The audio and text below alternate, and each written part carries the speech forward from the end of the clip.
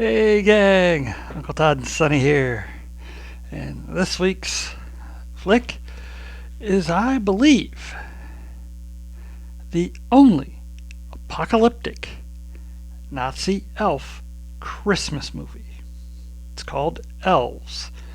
It was made by AIP, not American International Pictures, which gave us all those great teenage monster movies and the Edgar Allan Poe adaptations with Vincent Price and the Beach Party flicks. No, this was a Action International Pictures, which made some of the wildest low-budget action films. Things like Deadly Prey, Space Mutiny, Future Force, and its sequel, Future Zone. This was one of the early films from Action International, and it starred a beloved TV icon of the 70s, Dan Haggerty. Now, he's had a very long and varied career, full of different stages. He got his start because he was big and muscular as a kind of a bodybuilder type in films like Muscle Beach Party and Girl Happy, the Elvis Presley movie. And then in the 70s, he found his niche, which was Mountain Man. He did a film called Life and Times of Grizzly Adams, which would become his signature role. He also did a similar themed Adventures of Frontier Fremont. And then in 77, 3 years after his signature role, he did the TV show Life and Times of Grizzly Adams that ran for a few seasons. And we all loved that show. Kids, my generation. I mean, who wouldn't love a show about a guy that hangs out with a grizzly bear, a raccoon, deer, and talks snakes and the not biting people and stuff? That's good stuff there. And he had Denver Pyle as his crotchety mountain man best friend, and Pyle kind of played it as sort of a precursor to his uncle Jesse from the Dukes of Hazzard. It was sort of a mountain man, frontier type Uncle Jesse. Same kind of demeanor and stuff. And this was very popular, and after the run of the show, they took some episodes and edited them into the feature film Legend of the Wild. And then in the mid 80s, they had a TV film that kind of closed out, kind of a finale for the whole show, called The Capture of Grizzly Adams. The key point of Grizzly Adams was he had run off to the wilderness because he was accused of a murder he hadn't committed. It was a person he had fought with for whipping a horse. And in the TV film, he returns because of his daughter, gets captured, goes on trial, and proves his innocence and finds the guilty party. Now, I forgot. Before his signature role in the 70s, in the late 60s, and 70s, he was in his biker phase, where he appeared in films like the seminal Easy Rider, as well as Chrome and Hot Leather, among others. Now, after Grizzly Adams, he hit his horror phase, which was included the Killer Bee movie, Terror Out of the Skies, Hex, and The Chilling, before then moving on to his Action Man phase with Elves is sort of a transitional one, a little horror, a little action. And he continued in action with the Repo Jack, Danger USA, and Deadly Diamonds. Then in the later part of his career, he returned to the mountains with Grizzly Mountain and Return to Grizzly Mountain. The only other fairly big name and this is Deanna Lund. Is that right? Lund? Yeah, Lund. She is best remembered for being the slightly villainous member of the two girls in Land of the Giants. Although over the course of the show she became more sympathetic.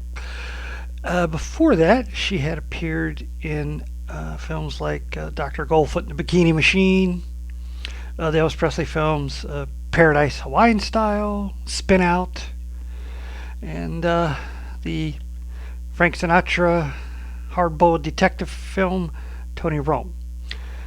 After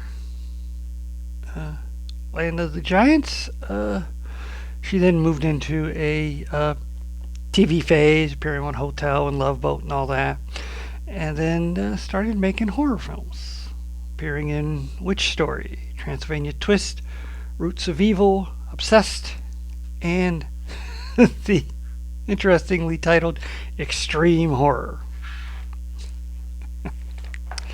Now, as I said, this is an apocalyptic Nazi elf Christmas movie. Yeah, let that sink in for a second. We open with a, I would say, late teenage girl, probably senior in high school to just out, named Kirsten. And along with her friends Brooke and Amy, they go off into the woods, even though her grandfather told her not to. And they start doing incantations to solidify their new club of anti-Christmas women. And during the course of it, there's an accident, and she cuts her hand. And then after they leave, this happens.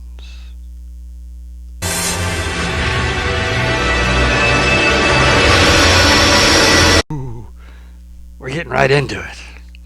Well, after he gets home, Kirsten is first admonished by her grandfather, who notices her in his study. She's putting back one of his spell books. He had interest in lore and stuff, European magic and things. And he thinks she's pulling it out, and so she gets admonished for that. And then she goes upstairs, where her mother admonishes her for just existing, basically. And then we're introduced to her brother, who likes to spy on her in the shower. And he's only 10 or 12. So they have an argument about that, which the elf, who has followed her home, decides he needs to deal with.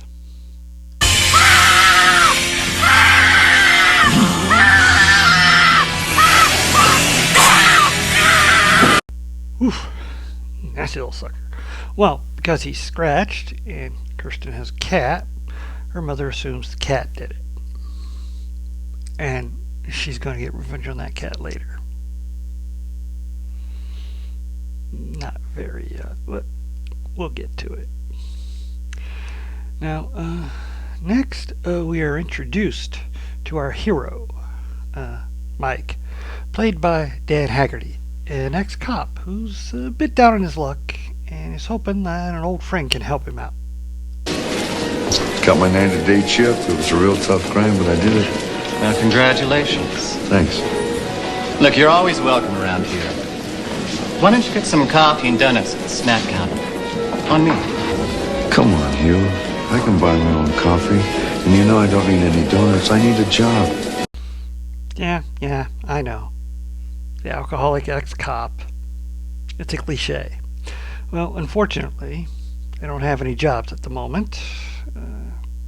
They're full up on security, and there's nothing else he would be qualified for, basically. They're fully staffed, it being so close to the holidays. Well, while that happens, Kirsten and her friends, since she's now on a lunch break from her job at the donut shop, in the store, decide to have a little fun with Santa Claus. Oh. And what do you want for Christmas, little girl? For it not to be Christmas. Why? All right, snow. Can you make it snow? Oral. Oh. He's one of those quid pro quo type Santas. Well, that gets them both in trouble because she kind of reacts how you would in a situation like that. And, well, they're not supposed to be doing the Santa thing. That's just for the kids, customers, so Santa can direct them to the right toy section. But the elf is there, and, well, he's not going to stand for that. So while Santa's on break, imbibing in some Christmas snow of his own, the elf decides to take matters into his own paws.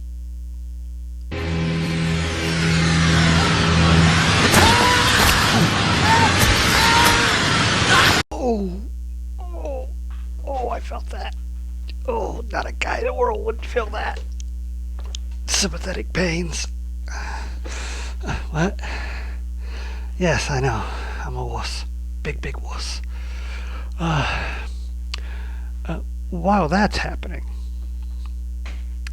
Kirsten's mom takes her cat, puts it in a bag, drowns it in the toilet, and then buries it in the backyard. That night, while Kirsten is bemoaning the loss of her cat, who seems to have run away, the elf senses where the cat is and digs it up so that he can return it to Kirsten.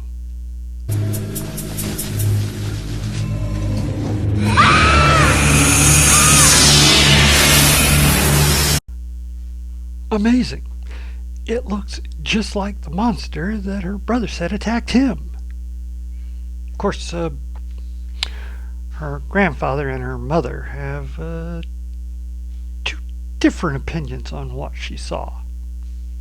The elf lucha! Don't start that again. You and your damn elves. I'm sick of it. If you want to know, I killed the cat.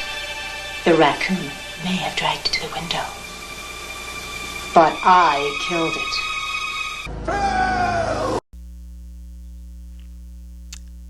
Are we sure the elf is the villain in this?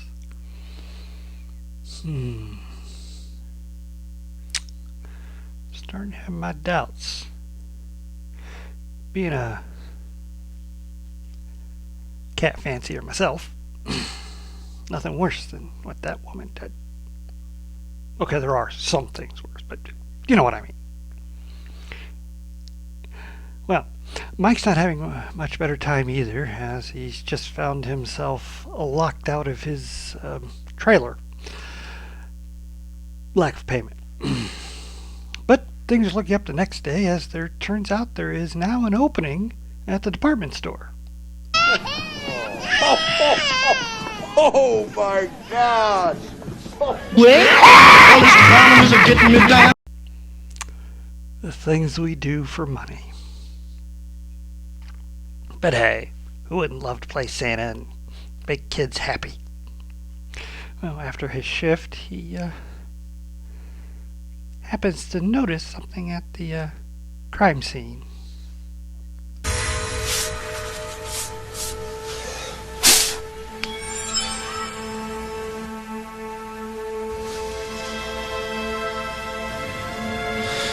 No, Ace. I'm not a detective anymore. Yeah. Don't be poking into that stuff. You don't know where it leads. Meanwhile, Kirsten's grandfather gets a visit from some old acquaintances, let's say. Your granddaughter. The pure genetic line. I decided many years ago this must not happen. She must have nothing to do with this. You decided? You decided nothing. Well, that didn't sound ominous at all. Pure genetic line. Why? I'm beginning to suspect they might be Nazis. Could be. I don't know. I'm going to need something a little more concrete, I think. She's the most important person on Earth. From her will grow the new order. Okay, I'm convinced. Well, after they leave, we then cut back to Mike, who can't let it rest. So he goes to the library to do some research. He knows some books he can look at. They're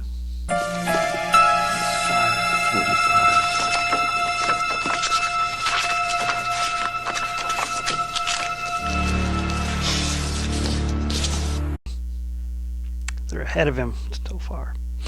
But he is tenacious, so he goes to a bookstore and buys a copy for himself. Here we get a bit of comedy. You see, Mike, since his trailer is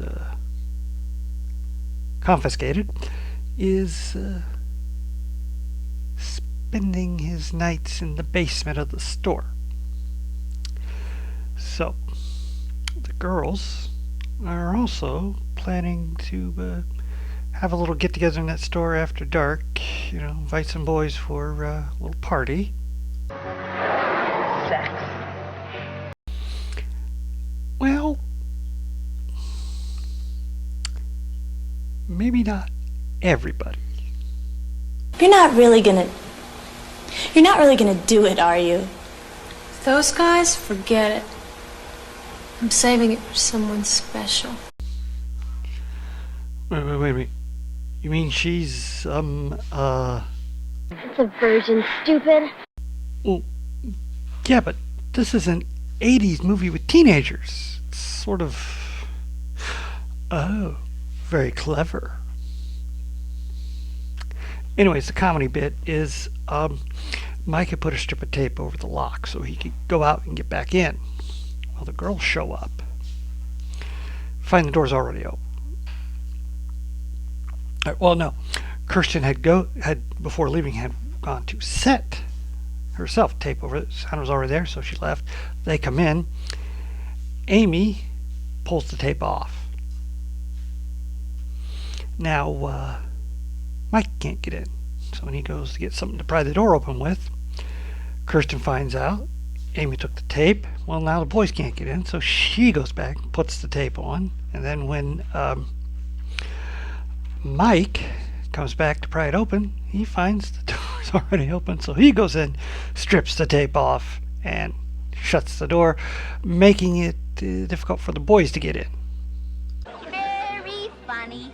Yeah, hilarious. Anyways, of course, Mike's going to notice that there's some people in here. So he puts aside his research, finds the girls, and since neither one's supposed to be there, he strikes a deal. You don't steal anything. You don't break anything. And you clean up after yourselves. And don't bug me, all right? Deal. No, she don't get any Christmas present. All these clowns are getting me down. Santa till the end. Anyways, they go back to waiting for the boys, and he goes back to his makeshift quarters. And the boys show up, and they're trying to figure out how to get in. And, well, guess who else shows up?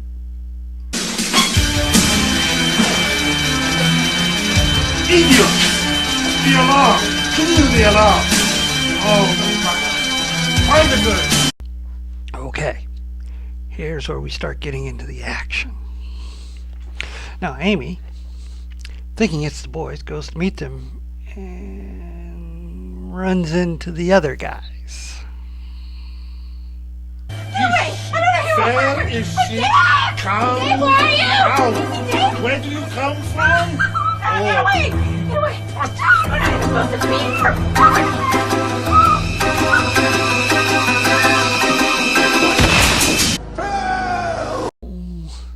She didn't deserve that. Anyways, Brooke's trying to find her own way out, and Mike finds Kirsten, and they hide out in, of all the lucky places, sporting goods.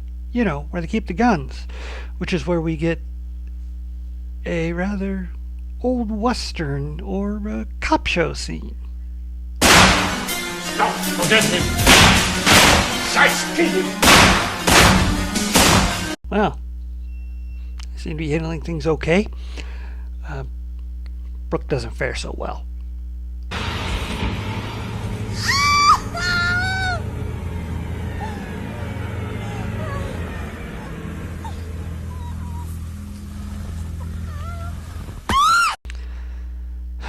Poor girl. Well, by this time the alarm has brought the police, so the Nazis hightail it out of there. At which point we get that good old cop cliche.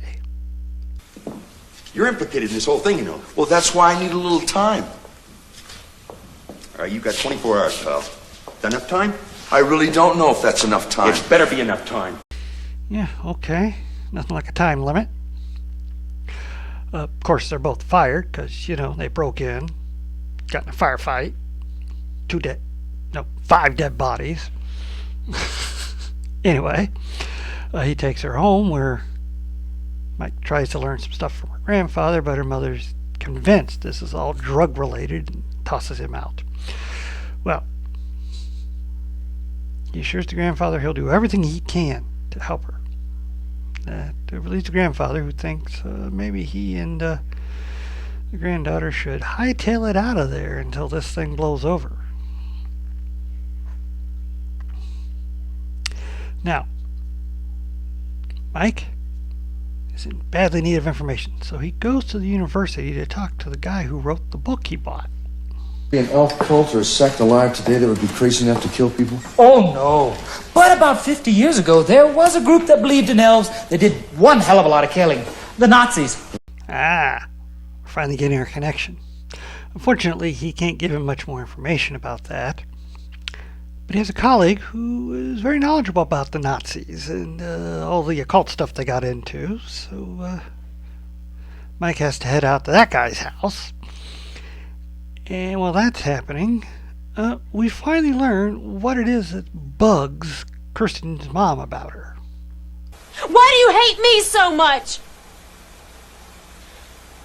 I wish you were dead and Dad was still alive. Dad? Dad?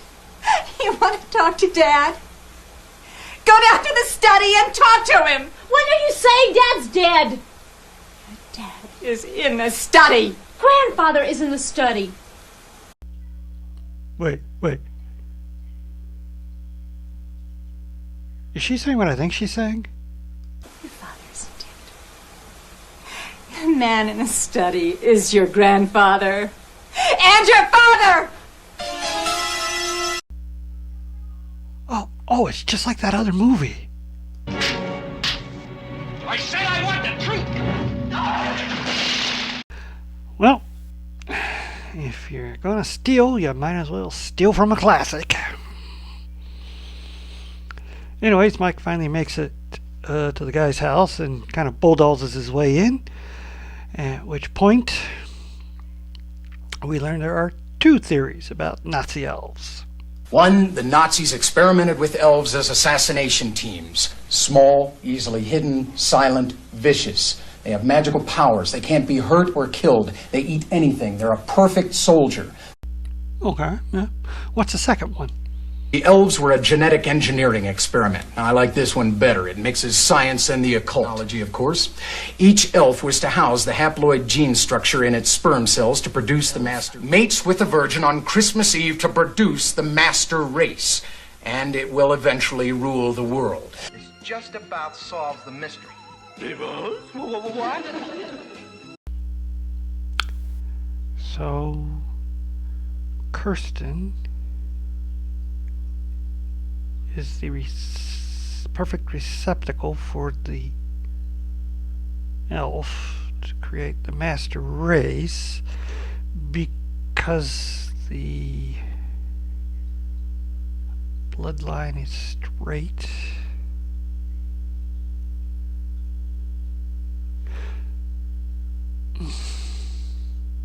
Well, we don't need to go over that right now. Although it does bring up a question. Who's her brother's father? Or did her mother marry someone after that? And, or was she already... Oh, it's getting me a headache. Mike's got to rush back because he was also told this happens at midnight Christmas Eve. It's Christmas Eve. And it's getting towards midnight. But then he finds that someone's been tampering with his car.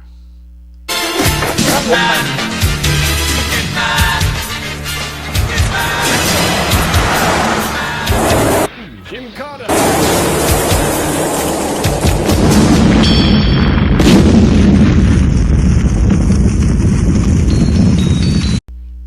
Pretty slick a move. Well, when the Nazi trailing him pulls up, Mike decides to use some of his old interrogation techniques. Is that elf yours? How many teeth you got, huh? Now how many you got?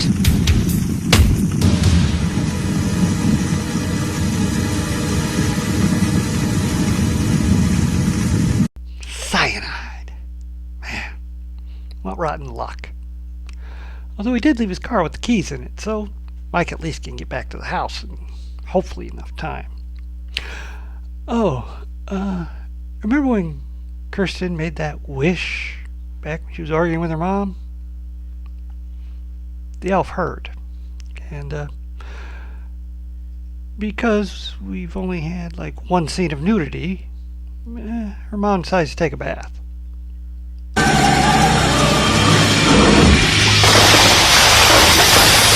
Oof. Can't say that she didn't deserve a comeuppance, but that was pretty harsh. Anyways, Mike gets there and power's out, so everything's candlelit now. And we get another exposition dump of everything we've already heard. But we get the last piece that ties everything in together.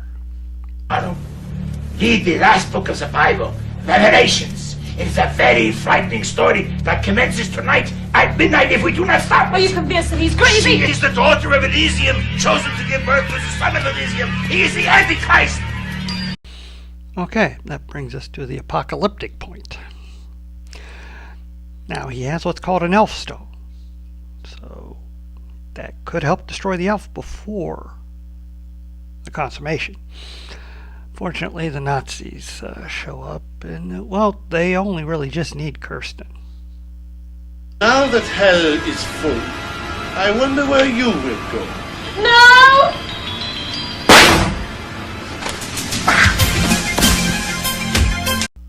Yeah. Oh, Mike's going to take care of them too. Or, yeah, two, because there was only three. Yeah, two. And,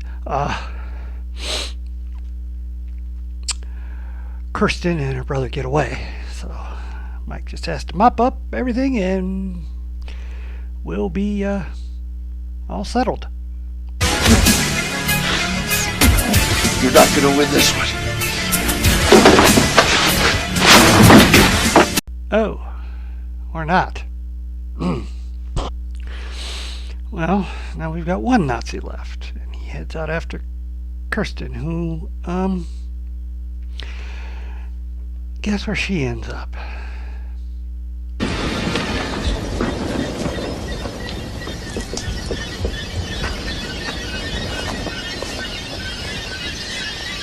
Oh my God. Yep. We're right back where we started. Well, then the Nazi comes up and he starts monologuing. Feel it. The magic of this place. I had heard of it. Oh no, forgive me. I have no desire to hurt you. Leave me alone! I love you. I love you more than anything. But you know what? Elves don't go in for monologuing. Calm down. Calm down.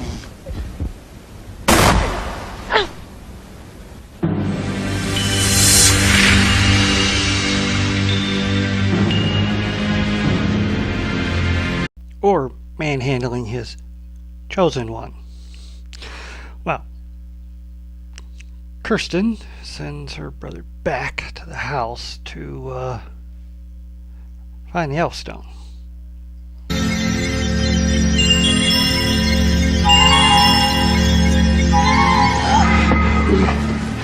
Your sister needs this. You go give it to her right now, you hear me? You hurry up. Go on, Willie. Okay, Mike's still with us. Well, our brother's rushing back. Let's see how an elf gets all seductive.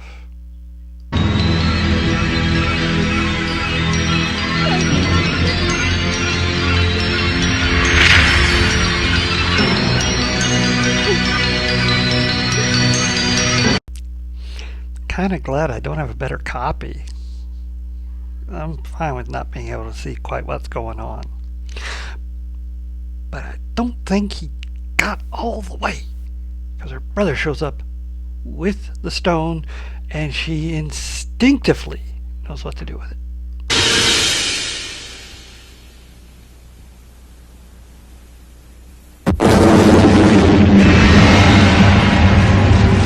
Oh, just wonder if that worked.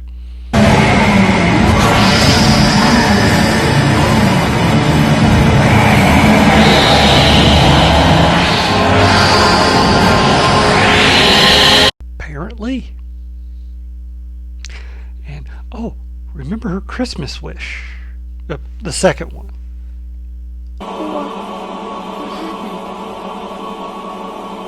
Shh. It's snowing. Okay, we got snow just like she wanted. So, world is saved. Revelation's not going to happen. What? Oh, there's the last shot. You're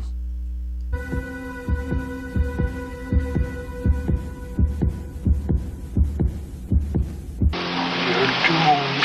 You're all doomed. So, the elf did consummate with her, or was it us? I don't know. This is the 80s. You always have one of those kind of surprise endings. Yeah. Ignoring the whole aspect of the pure bloodline creation. Pretty good low budget flick. Christmas theme isn't overwhelming, although I do love the shot of the elf with the Santa hat on during the sequences in the store. That's pretty good.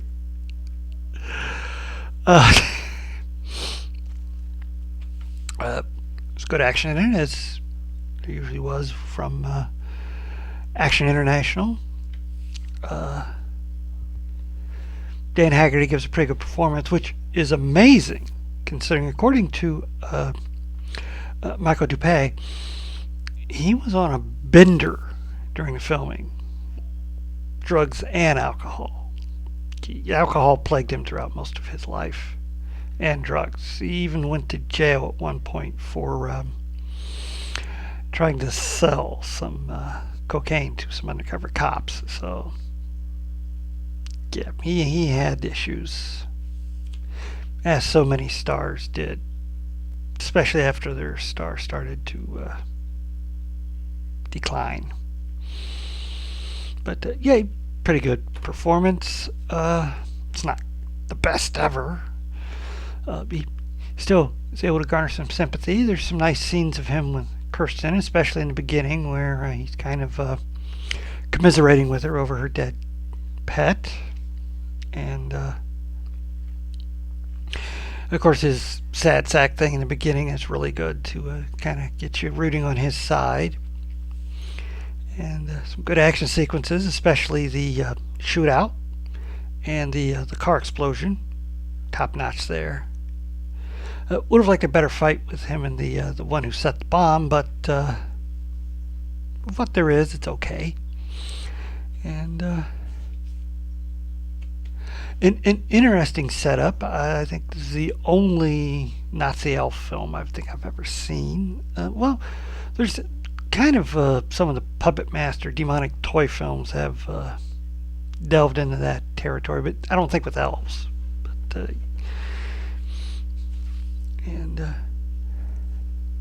Deanna Lundgren plays such a nasty mother.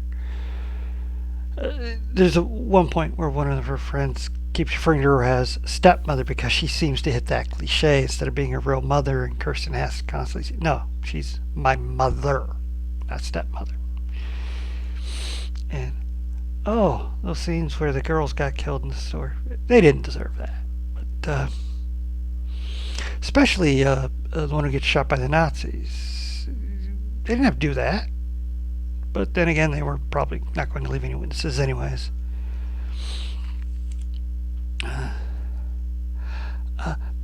One minor complaint, other than the obvious one of the skeeziness aspect, is you get all this information dumped. I like the fact that it's not all right in a row. They disperse it out with other actions and things. But then when he gets back to the house, the grandfather gives an entire repeat of everything he's just learned. Although it does end with the whole revelation thing, so at least you got that. But I don't think we really needed to hear the entire thing redone. I mean, they hinted at it towards the first third, then you get that thing in the second third, and then the final third, you get it all repeated. I don't even think Sherlock Holmes Mysteries did that. But yeah, for a low-budget film, it's quite engaging, and it's got some fun sequences, and it's not going to set the world on fire, but it does what it sets out to do. It's a holiday horror film with some action mixed in, and a fairly charismatic star in the lead. So, way to go. Please hit like, share, and subscribe, and stay after the credits for my favorite scene.